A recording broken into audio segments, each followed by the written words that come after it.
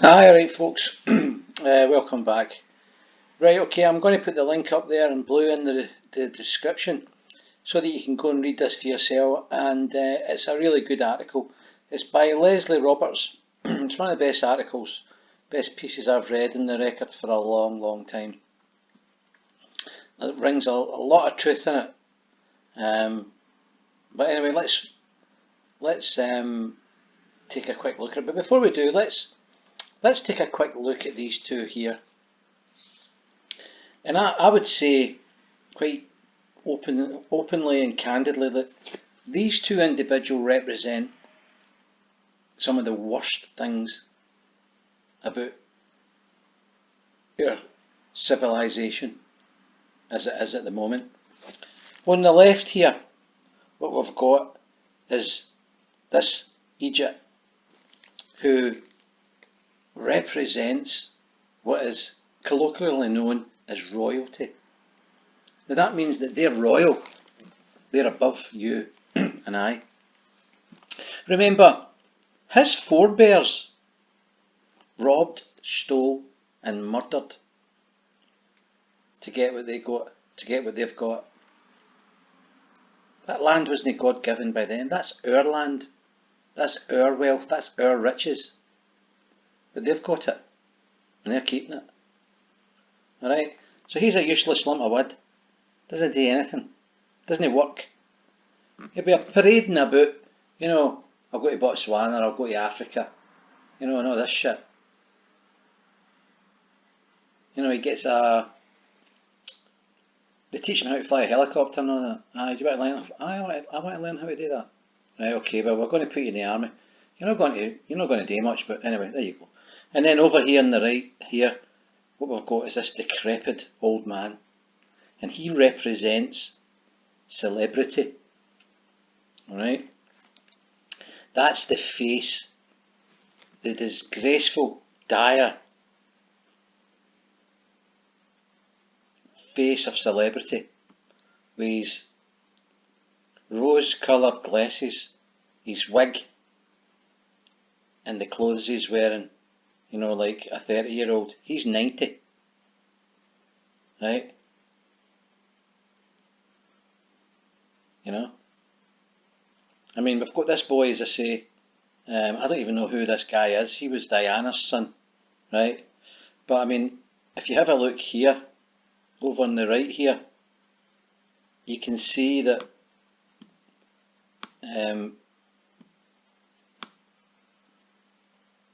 he looks very like James Hewitt when he was younger. And I remember this interview. Of all the claims made about their affair was that James is Prince Harry's father, a view some even still believe today. Are you Harry's father? No, I'm not. So look, he looks a spitting image of him, and he says, "No, I'm not." What is he going to say? I am. Look, he's his double. Look.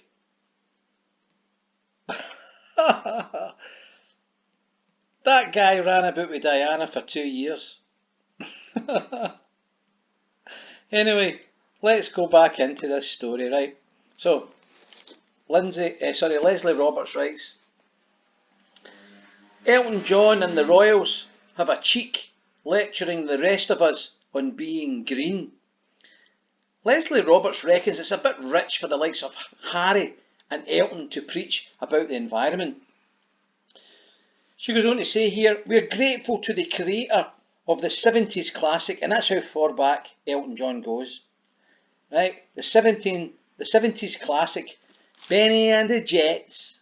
Do you remember that song? And he's now given us a 21st century version. And the new version is something like this. Or you could introduce it as something like this, according to Lesley. Ladies and gentlemen, can I present Mile High Harry and the Hypocrites? Well, that's quite sophisticated, Lesley. I would have just said Harry and the Jets.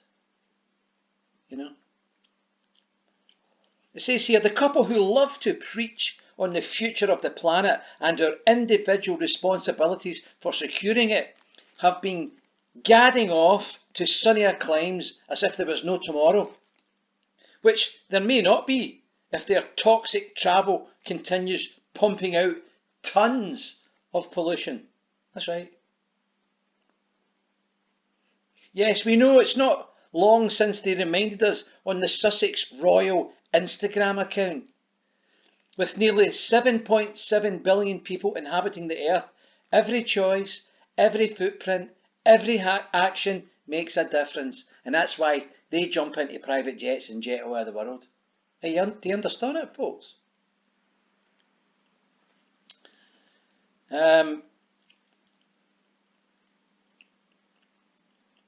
Then last Monday, they followed that one up, if that wasn't bad enough, with an inspirational quote from the Archbishop Desmond Tutu. Now remember that guy?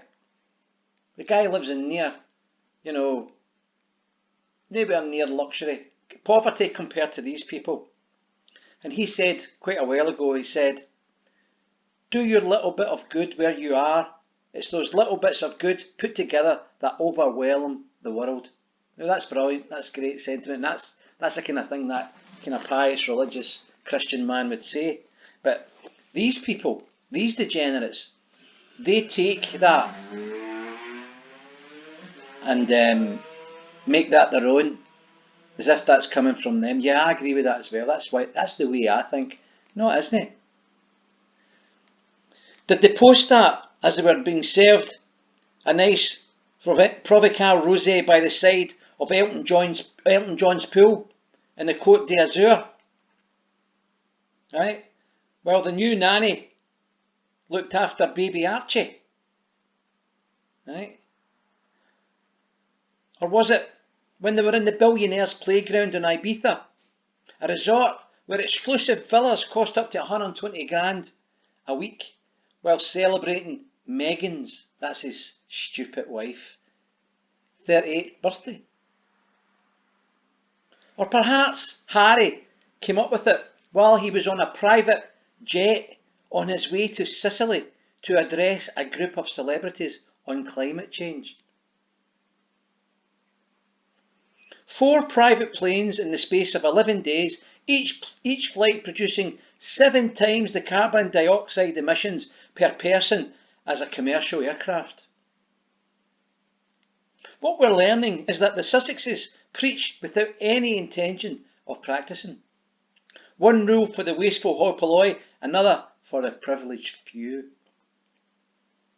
Harry declared that he'll just have 2 children in order to avoid overburdening the planet. Parents of 3, William and Kate, were pictured taking a £73 flyby to Scotland recently. Now, was that a coincidence or a PR masterclass? The Sussexes' grand statements of intent are about as meaningful as some soppy trope printed on a gift shop mug. That's right, Lesley. And I'm sick of hearing showbiz friends of theirs chastise those of us who are not buying it. Bravo, Lesley. Elton John rushed to defend him, of course, but he's a sycophantic disgrace. He's sickening, that guy. He's defended him by insisting he had paid for the private jet to Nice and it had been offset. And had offset its damaging emissions by paying a carbon footprint for him to invest in an environmental project. So what he's basically saying is, we can swan about blasting out gas if we like. Okay, we'll plant some trees. All right, shithead. Because you can't afford that. So, fuck up. So listen, let me just tell you a wee bit about the future, folks. And I'm slightly going to go off topic here, Lesley. But you're no doubt maybe aware of this. And it's going to connect some dots for some people. Now, you know that people are talking about autonomous cars that drive themselves. And they're also talking about 5G. Now, 5G isn't about you getting a better signal for your mobile phone. I'm afraid not, folks. And it's not about getting better internet because you've got Facebook. 5G is a short range wavelength. It's got a short range wavelength, which means, unlike the normal signal you've got the new, where you've maybe got a big cell site at the end of some road or up on a hill or up in a block of flats, 5G can't work like that. 5G's short range, so you have to have lots and lots and lots of 5G antenna to pump out the signal to it. And the idea of that is 5G is purely designed for technological advancements and things to come. Now, if you're going to have autonomous cars, a car that's driving itself, or a car in the future that has been speed restricted and is going down the motorway at 50 mile an hour autonomously, or it's been held at a certain speed, it would be 5G that would be controlling that, because all the way down the motorway there would be 5G aerials which would be telling the engine management system within the vehicle to maintain its speed, just like you've got cruise control now. Alright, it's not a hard jump. However, here's a bit of news for you folks. See the outside lane where your cars will no longer go? That will be reserved for celebrities and royalty to fly by you in their petrol guzzling Ferraris and Rolls Royces, and they'll just say exactly what Elton said. I've got an environmental company offsetting that because I paid some money to plant some trees. Are you getting it? They're no giving up their Ferraris. You're giving up anything that's anywhere near petrol or diesel. That's the future. But they're not doing it. You don't think they're going to run about in an electric jet, do you? Or an electric supercar? It's just not going to happen. They're going to be running about with their gas guzzlers forever. Alright? Anyway, I digress. Let me get back to this, Lesley. So what she says here is, hang on a minute. The carbon has already been produced, so the damage has already been done. Hardly any reason to consider their conscience as clear. Who knew all you had to do to relinquish any form of environmental responsibility was to bung a few quid to the right organisation? Aye, do you get it, Lesley? So rich folk can carry on burning the house down. Us poorer sorts have to go on with fighting the fire. That's just what I said. Here's a wee bit of info though. The royal family. That family should remember that the public don't like it when you say one thing and do another. We live in an era when any misstep is likely to find its way onto social media or be captured by a bystander's camera. But they can't cry foul over that. Not when they're enjoying all the lovely trappings like the 2.4 million taxpayer funded renovation of a family cottage. That's Harry. We paint. I mean, do you do your painting? I do my painting now, and I'm glossing everywhere and it's driving me mad. But they don't bother. He doesn't do any painting, does he? And now we go on to the other degenerate. His uncle. Prince Andrew might be having an easier time right now if he hadn't been pictured taking a stroll through a New York park with convicted sex offender Jeffrey Epstein, or been filmed waving goodbye to a young woman as she left Epstein's apartment. But all he had to do to avoid the negative publicity was to sever all ties with Epstein as soon as abhorrent allegations came to light. No biggie, just a decent thing. Air Miles Andy or Mile High Harry, the royal generation change, but the sense of entitlement remains the same. They do whatever they damn well like. Stick that on the Sussex Royal Instagram. It'd be more honest. Brilliant, Lesley. One of the best articles I've read. And just while we're on this, let's take a look at here, just over here on the right, this article, which I'm not going to bother reading. Prince Harry's pals stop inviting Meghan to dinner parties over couples' PDAs. What? We're not interested. But they keep talking about it. They keep talking about that absolute bampot and this other decrepit old man here with the wiggling. Right? Holy Toledo. Anyway, folks, if you like the content, hit the like button, share and subscribe. It is what it is. Peace out.